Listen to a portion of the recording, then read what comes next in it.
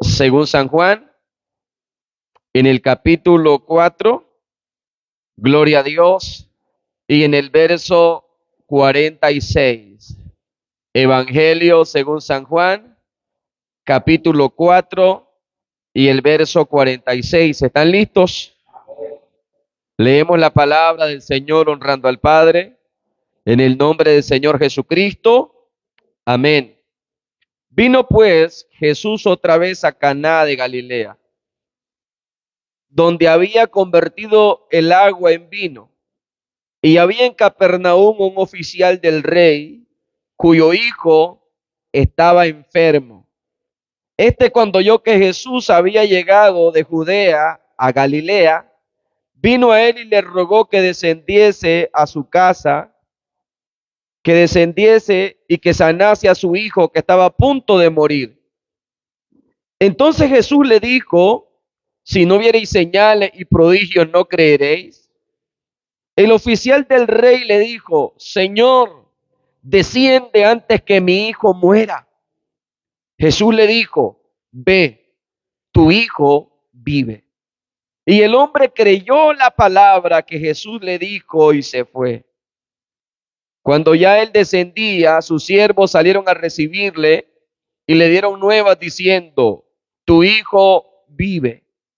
Entonces él les preguntó a qué hora había comenzado a estar mejor, y le dijeron: ayer a las 7 le dejó la fiebre.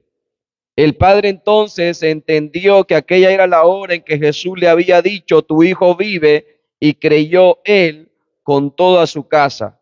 Esta segunda señal hizo Jesús cuando fue de Judea a Galilea. Amén, hermano. Puedes sentarte esta noche y esperamos bendición de Dios a través de la palabra. Amén. Amén. Gloria a Dios para siempre. Bendito sea Jesús, hermanos.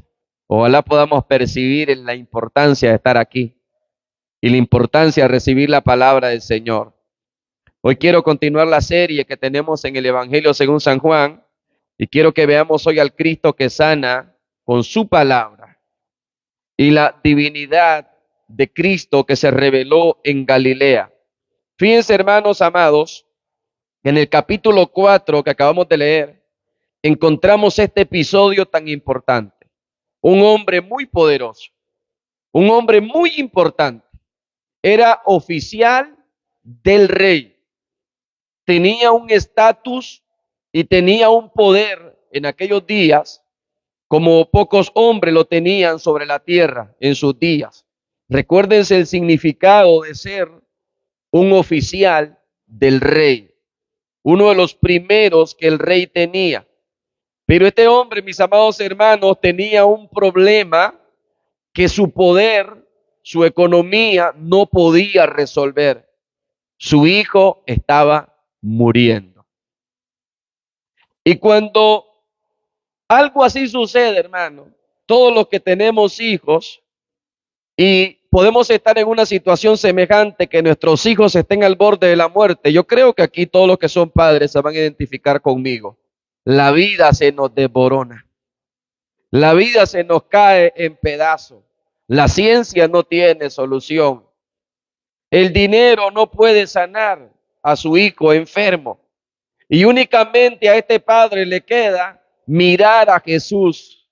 Qué hermoso es, hermano, que cuando nosotros creemos, o la ciencia médica cree que ya no hay nada que hacer, todavía nosotros sabemos que Jesús tiene la última palabra.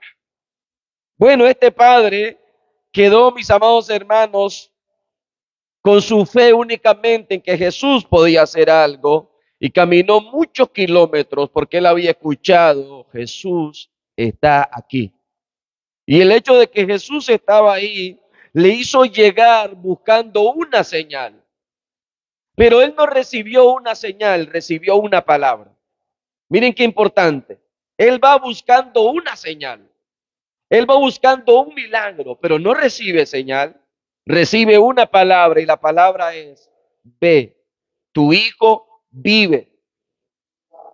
Pero antes que lleguemos a esta escena del capítulo 4, verso 46, hermanos, hay 3 episodios en el capítulo 4, y el primero es la conversación que él tiene con la mujer en Samaria. Y cuando la conversación llega al punto clímax donde el Señor revela que Él está buscando adoradores que lo adoren en espíritu y en verdad, que ya no es en Jerusalén o en el monte que la mujer está pensando donde se debe adorar, que el Padre busca verdaderos adoradores. El capítulo 4 y el verso 42, si usted es tan amable y lo quiere leer, vea que los samaritanos y todas aquellas personas confiesan o reconocen a Jesús como el Salvador del mundo. Verso 42. Y decían a la mujer, ya no creemos solamente por tu dicho, porque nosotros mismos hemos oído y sabemos que verdaderamente este es el Salvador del mundo, el Cristo.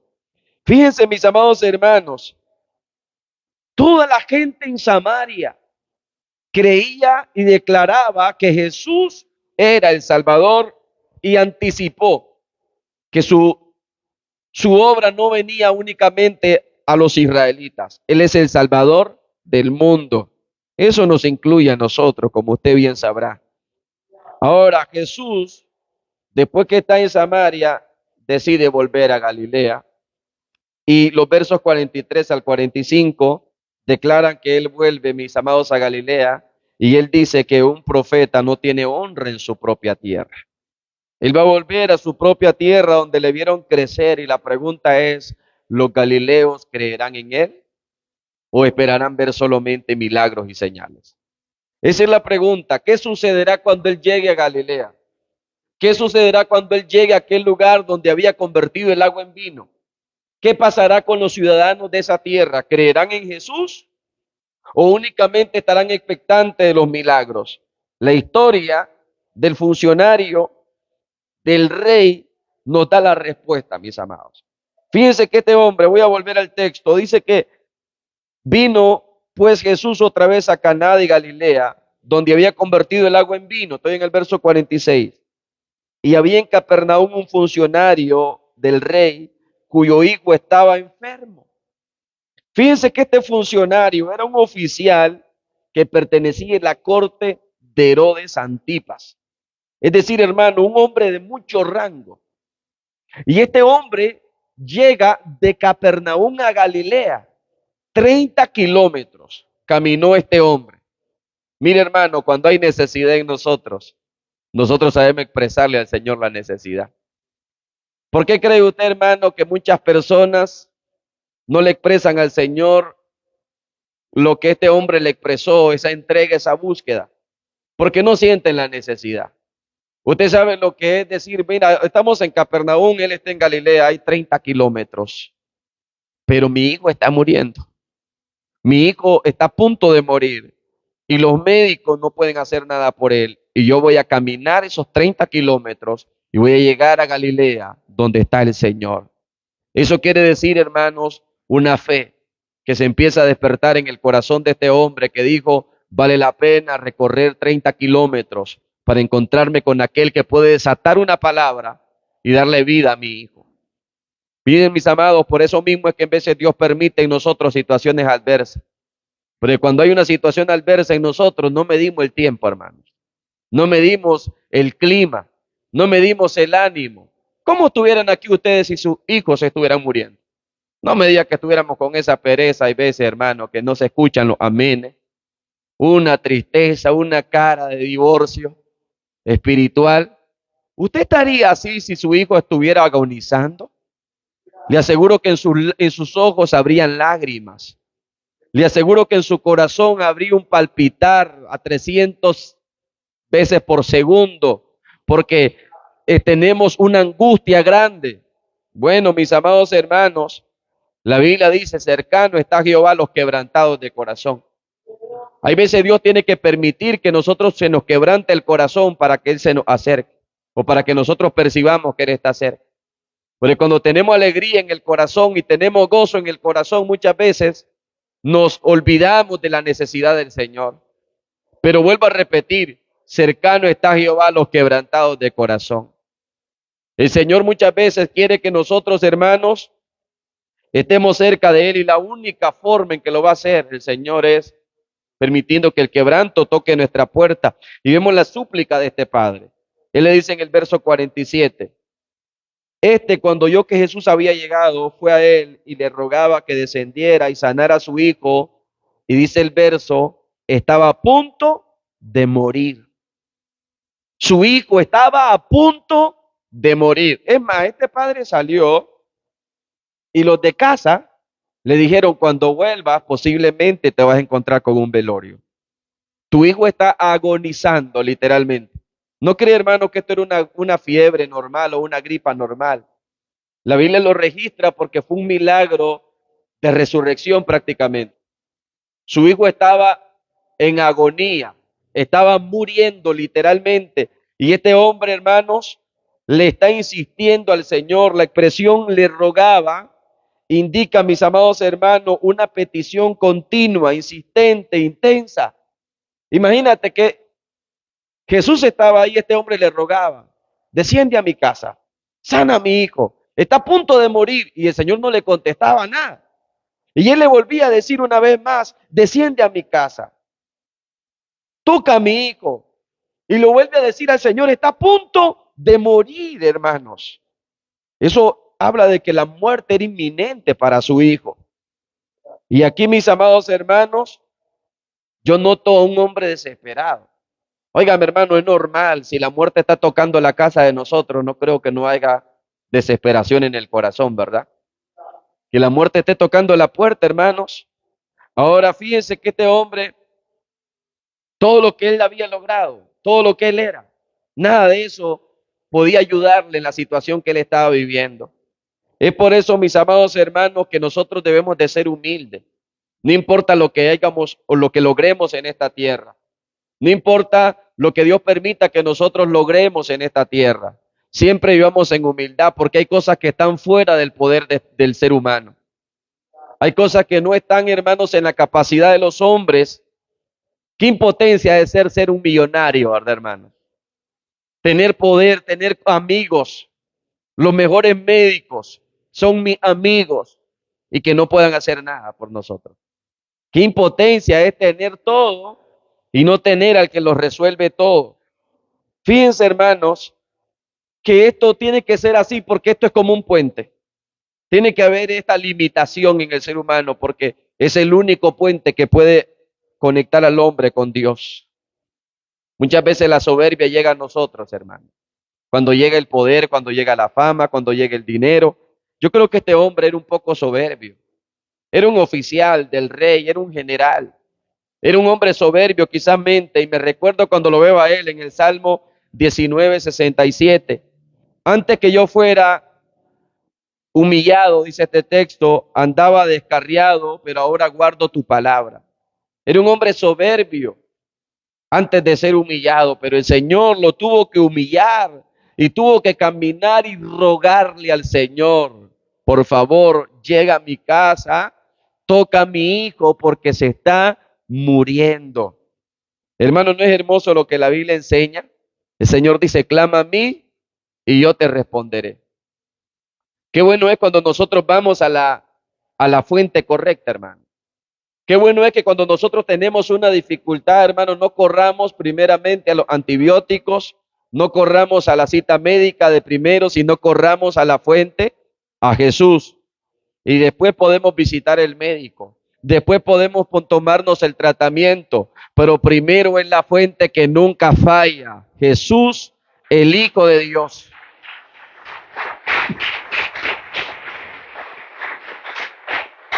Usted se imagina, hermano, esa crisis, esa enfermedad había causado que el corazón de aquel hombre fuera arrastrado hacia Jesús.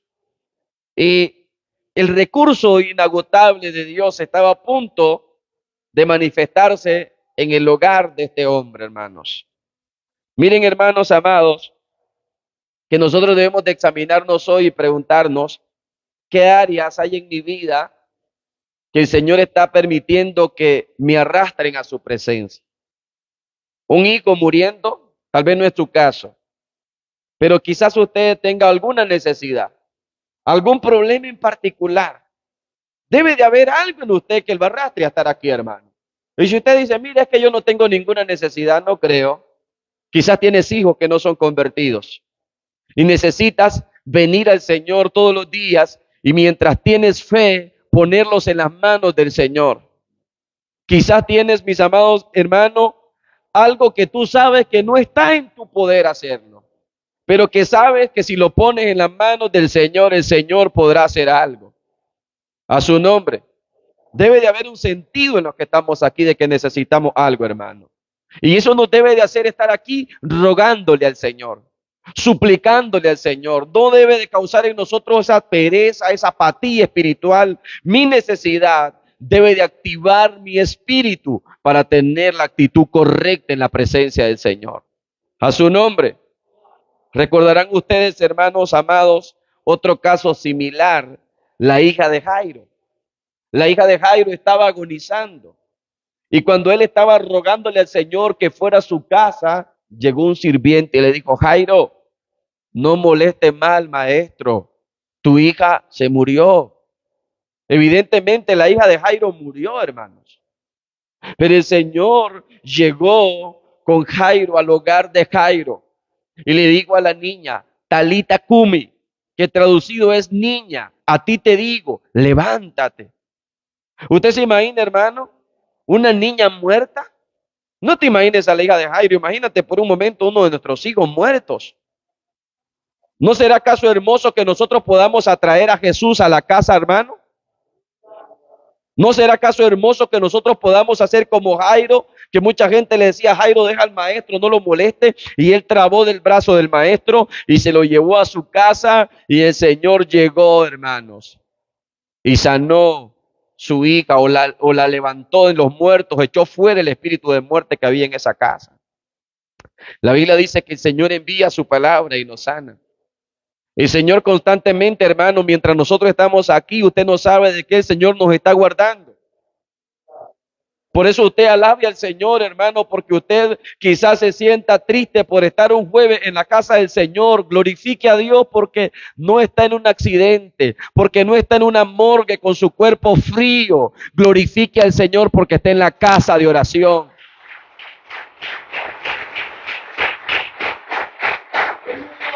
A su nombre. Hay que ser agradecidos, hermanos.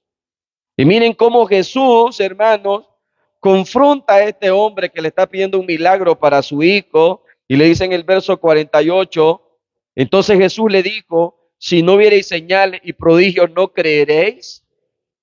Él está diciendo, desciende, toca a mi hijo antes que muera.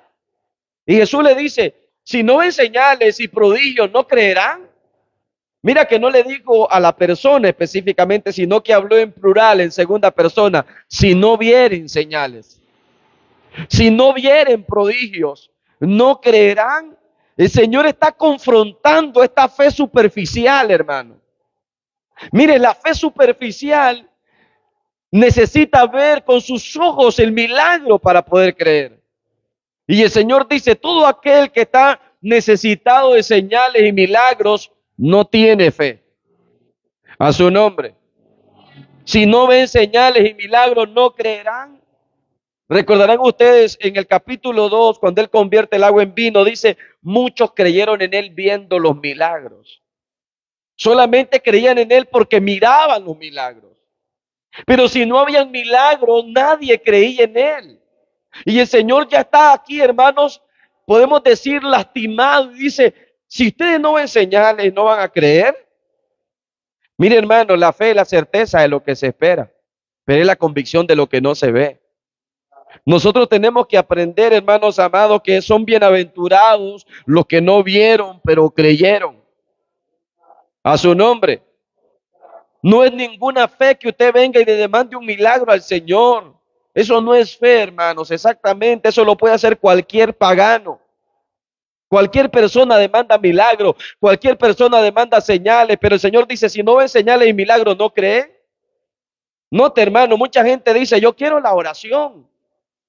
Yo quiero la sanidad, pero no quiero un pacto con Jesús. Hermanos, eso lo pide cualquier pagano, vuelvo a repetir. Pero el Señor dice, si no hay señales, entonces no hay fe. Si no hay milagro, ¿no van a creer en mí? Hermano, el Señor necesita que nosotros pongamos la fe en Él y no en los milagros. Porque los milagros no son todo, los milagros son el puente, son la señal que nos llevan a Cristo. A su nombre sea la gloria. Bendito sea el Señor. Pero aquel hombre estaba muy insistente y le dijo, en el verso 49, le dijo el funcionario: Señor, desciende antes que mi hijo muera. Aquí él llamó a Jesús ya Señor, Kyrios, Señor. ¿Ves cómo la fe ya va despertando? Señor. Él reconoció ya, ese es el que está hablando, es mi Señor. Señor, desciende. Él solamente está confiando en Él, mis amados hermanos. Y aquí pasó de ser un hombre con una fe superficial a una fe que espera en el Señor. Y aquí, mis amados hermanos, va a ocurrir algo grande. Jesús no va a entrar en su casa. Jesús no va a tocar a su hijo. Jesús no le va a poner la mano encima. Jesús ni siquiera lo va a ir a conocer personalmente, pero Él se lo va a sanar. No sé si están captando, hermanos, lo grande. Señor va a hablar una palabra creativa. Él va a revelar en este milagro que Él es el mismo que decía en el Génesis: sea la luz, y fue la luz. Hay expansión, y la expansión vino a ser. Y dio su palabra y todo existió. Bueno, esta misma deidad se iba a revelar aquí. Por eso he titulado el tema: la deidad se revela en Capernaum. Ahí, mis amados hermanos, en Galilea, Él iba a revelar esta deidad. Una palabra puede crear cosas. Así que Él no iba a bajar a esa casa, no iba a entrar a ese hogar, pero Él iba a decir una palabra y todo iba a existir. Es lo mismo que dice el Salmo, mis amados hermanos. Él dijo y fue hecho. Hebreos 1:3 dice que Él sustenta todas las cosas con la palabra de su poder. Él iba a dar una palabra, mis amados hermanos, y esa palabra iba a tener el poder suficiente de llevar un milagro a la casa de este hombre. Muchas veces nosotros queremos llevar a Jesús visiblemente a la casa. Queremos que Él baje de forma visible, pero no validamos su palabra. Escucha, hermano, usted no necesita llevarse un ángel para la casa. Usted no necesita pedir señales místicas. Usted solo necesita creer a la palabra. Si usted cree a la palabra, mis amados hermanos, va a ver la gloria de Dios. Y este es el corazón del mensaje. Jesús le dijo, Él está diciendo: ve, mi hijo está agonizando. Y miren la respuesta de Jesús. Jesús le dijo: ve, tu hijo vive. Y el hombre creyó la palabra y se fue. Miren que el Señor le está diciendo: acciona, muévete, camina, ve. Es decir, no me estés rogando más, ni estés detrás de mí llorando. Porque, hermano, hay veces nosotros no vemos el milagro, no vemos lo que Dios ha prometido que vamos a ver porque no accionamos. Yo le aseguro que si aquel hombre hubiera dicho: no, es que no me puedo ir porque si tú no vas, yo no voy a irme tranquilo, el hijo se le hubiera muerto y nada hubiera ocurrido. Pero el Señor le dice: ve, tu hijo vive. Busqué esta palabra en el diccionario hebreo, hermano, y esta palabra es una palabra inmutable, irreversible. Nota que no le dijo: tu hijo vivirá. Le dijo: tu hijo vive. Una palabra tan poderosa que le estaba diciendo: mira, tu hijo no va a morir, ni morirá el año que viene. Tu hijo vive. Y él creyó la palabra y empezó a caminar, a obedecer. Hermano, Jesús quiere que nosotros empecemos a creer en su palabra. ¿Sabe por qué hoy no estamos viendo milagros, hermano? Porque no creemos a su palabra. ¿Cuántos de nosotros, hermanos, ya no creemos en el poder de la oración? No creemos, hermanos, en el poder que tiene estar a solas con Dios leyendo las Escrituras. Muchos no creen que tenga beneficios estar aquí en un programa de ayuno. Y en un ratito le voy a contar cuántos estaban hoy en el programa. Hay muchas personas que no creen ninguna de las palabras del Señor. Hermanos, y por eso no vemos, no se trata de lo que pedimos o de lo que expresamos, se trata de lo que creemos. Por eso, si usted tiene su Biblia llena de polvo, la tiene en una gaveta, hace meses no la abre, usted no le crea la palabra del Señor. Usted no puede decir que es un creyente, hermano, si pasa horas y horas sin leer su Biblia. Porque el Señor no se complace en que usted viva pidiendo milagros cuando tenga uno de sus hijos convulsionando a punto de morir. Él se complace que usted le crea su palabra y vive en santidad y obedezca su palabra.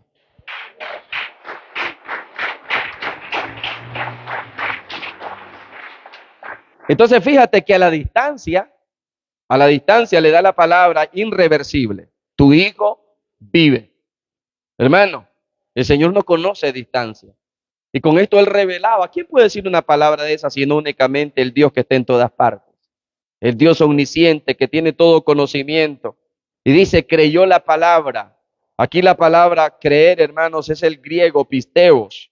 Y significa que este hombre pasó de una fe superficial a una fe volátil, una fe que se movía, se expresaba en decisiones y actuaba. El hombre se fue, hermanos.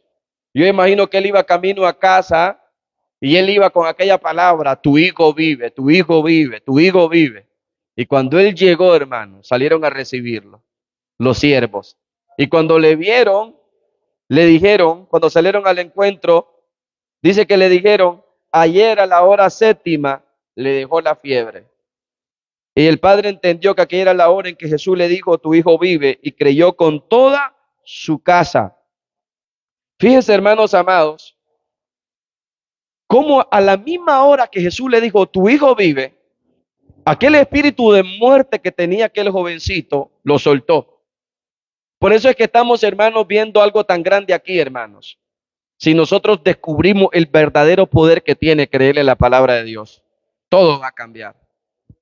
No se trata de que peguemos un grito y llamemos al 911.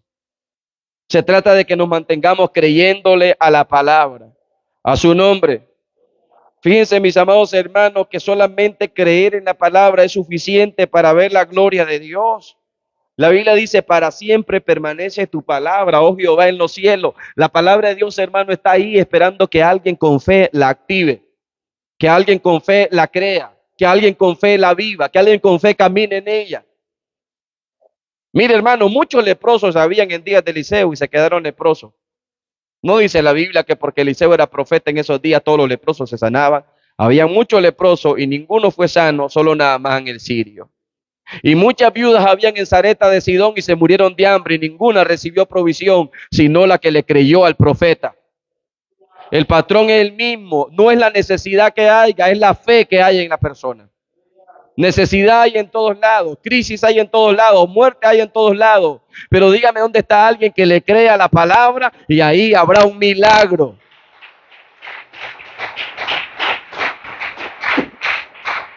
A su nombre. El Señor dijo, así será la palabra que sale de mi boca. No volverá a mí vacía. Hará lo que yo quiero. ¿Ven el poder de la palabra, hermanos? Sale de la boca de Dios y no vuelve vacía, sino que llega y hace lo que Dios manda. Y Dios envía palabras en diferentes áreas donde tú las necesites. Por eso es que el enemigo está trabajando incansablemente para separarlo a usted de la palabra de Dios. Y lo quiere mantener solo con analgésicos espirituales. Y usted no puede estar anestesiado su vida espiritual. Usted tiene que estar con una fe prendida, con una fe encendida, que cada verso que usted lea salte a su corazón y le revele un principio, una verdad que usted debe de vivir. La Biblia, hermano, es para que la vivamos, es para que la disfrutemos, es para que nos alimentemos. La Biblia no está aquí para que nos llenemos de información. Si la palabra solo es información en mi cabeza y no produce nada en mi espíritu, fracasamos. La palabra tiene que impactarnos. ¿Cuántos bendicen al Señor? La fe es por el oír y el oír por la palabra de Dios. Aquel hombre empezó a oír, tu hijo vive. Bueno, como lo escuchó, su fe empezó a crecer, hermanos. La Biblia dice que Abraham obedeció sin saber a dónde iba. ¿Ven lo que ocurre cuando nosotros obedecemos, hermanos? Le voy a decir algo. El milagro, ¿dónde creen que ocurrió primero? ¿En el niño o en el corazón del papá? El milagro ocurrió en el corazón del papá. Antes de ocurrir en el cuerpo del niño, y hay milagros que necesitan ocurrir primero en el corazón de nosotros para que sucedan en nuestros hijos. Lo que va a ocurrir solo es una confirmación de lo que nosotros ya creemos, ya recibimos. Usted se imagina, hermano, que el Señor le dijo, ve, tu hijo vive, y él creyó la palabra. Noten, hermano, aquí es muy profundo. Yo puedo estar mucho tiempo, pero la idea es que usted solo perciba el principio. Él no esperó ver a su hijo bien para creer. Él no esperó que le dijeran a su siervo que su hijo estaba vivo. Él creyó la palabra. Él no esperó verlo saltar o correr, creyó la palabra sin ver. Y eso es lo que Dios espera de nosotros, hermanos amados, que nosotros creamos la palabra a su nombre. Y creyó él con toda su casa. Miren, volvemos al mismo principio, hermano. Qué bueno es que toda la familia se esfuerce por creerle al Señor. Qué bueno que en el hogar nosotros tengamos una mano que nos ayude y no un pie que nos derribe. Qué bueno es que toda la familia diga, nos vamos a unir y le vamos a creer al Señor. Y lo que no hemos visto en los meses pasados, lo vamos a ver ahora, porque la palabra de Dios sigue todavía gravitando en los aires, esperando un corazón con fe que la crea. A su nombre. Recuérdate que el Salmo 100 dice, no te olvides, alma mía, de todos sus beneficios. No te olvides, alma mía, que Él es el que sana todas tus dolencias, el que perdona todas tus iniquidades. Hermanos, si nosotros nos mantenemos conscientes de que el Señor es el que puede sanar, liberar lo que nosotros tenemos, que es una gran necesidad para nosotros, Él lo va a hacer a su nombre. Esta segunda señal hizo, dice el capítulo 4, termina diciendo, esta fue la segunda señal que Jesús hizo. Bueno, la primera fue transformar el agua en vino. Y esta fue la segunda señal, hermano, donde Jesús no solo cambia circunstancias, Él cambia corazones. Cambió el corazón de aquel padre y nos revela Jesús, hermano, que Él tiene autoridad absoluta sobre todas las enfermedades y que su poder no tiene límite y Él no conoce distancia. También este principio nos revela que la verdadera fe es la que toma a Jesús por su palabra. ¿Me está entendiendo, hermanos? Es la palabra la que da vida. Cuando le creemos a la palabra del Señor. Hay gente que está, hermanos, esperando que alguien dé buen testimonio para creer en el Señor. Estás vacío y te vas a morir vacío. Hay gente que está esperando que alguien haga algo para que ellos crean en el Señor. Tú tienes que creer en su palabra. Lo demás no importa. A su nombre. Cuando obedecemos, esta obediencia va a producir transformación en nuestra familia, en nuestro hogar, hermanos. Fíjense, cada señal era para que creamos que Jesús es el Hijo de Dios. Para que creyendo tengamos vida en su nombre. Así que debemos de empezar, hermanos, a caminar en su palabra, a su nombre. Quiero terminar aquí, hermanos, únicamente leyendo el verso 48. Entonces Jesús le dijo, si no viereis señales y prodigios, ¿no creeréis? Miren, hermanos, ese es el problema. Ese es el problema cuando nosotros vemos a Jesús solamente como una fuente de recursos y el que puede solamente hacer algo porque yo tengo una necesidad, pero si no hay un milagro, yo no creo. ¿Recuerdan a Tomás? Tomás dijo, si yo no veo esas manos heridas con los clavos, si yo no veo ese costado, yo no creo. Y el Señor lo reprendió y le dijo, no seas incrédulo, Tomás, sé creyente. Hermano, creyente es aquel que cree sin ver. Creyente es aquel hermano que está orando por un milagro, el milagro no pasa, pero igual sigue creyendo. Creyente es aquel que tal vez esté esperando algo positivo, pero Dios en su soberanía no lo hizo y seguimos creyendo en Él. Y no decimos, bueno, Jesús, me equivoqué, no creo porque no miré milagros, no miré señales. No, hermano, vuelvo a repetir, no necesitamos un milagro, una señal, necesitamos su palabra tiene más peso que los milagros. Igual nos vamos a morir, no sé si lo han pensado. El Señor nos puede sanar muchas veces, pero igual cuando la muerte toque nuestra puerta y sea la hora adecuada, nos vamos a ir de esta tierra. Y lo que necesitamos no es una fe únicamente en los milagros, sino en el que hace los milagros. A su nombre. Miren, hoy nos tocaba aquí la serie, ¿verdad? Y hoy estuve en el hospital con mi esposa, estuvimos orando por mucha gente ahí, hermanos, en muchas salas. Y hay cada necesidad ahí, hermano, que uno siente que el corazón se le hace pequeño, ver gente agonizando, gente así temblando, a punto de morirse, que le están dando aire, que le están poniendo ya morfina porque su cuerpo no resiste, porque ya solo están esperando que muera. Otra gente que están esperando un diagnóstico, que tienen un cáncer, que tienen un problema. Hermano, ¿y sabe a cuánta gente le preguntamos con mi esposa si querían hacer un pacto con Cristo? Dijeron, mira, la oración la acepto, pero hacer un pacto no. Qué triste, ¿verdad, hermanos? Qué triste que yo estuve con tanta gente hoy, hermano, con tantos problemas, con tanta miseria, y siguen diciendo, todavía no. Si no ven señales, dice el Señor, no creen.